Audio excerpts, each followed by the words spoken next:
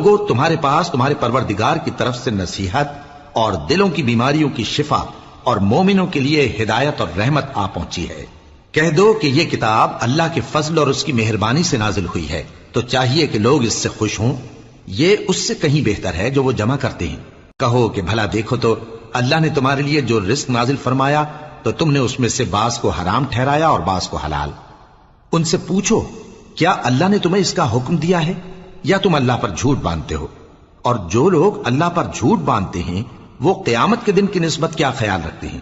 بے شک اللہ لوگوں پر مہربان ہے، لیکن اکثر لوگ شکر نہیں کرتے۔ اور تم جس حال میں ہوتے ہو یا قرآن میں سے کچھ پڑھتے ہو یا تم لوگ کوئی اور کام کرتے ہو، جب اس میں مصروف ہوتے ہو تو ہم تمہارے پاس ہوتے ہیں، اور تمہارے پروردگار سے کوئی ذرہ بھر بھی چیز پوشیدہ نہیں رہتی، نہ زمین میں اور نہ آسمان میں،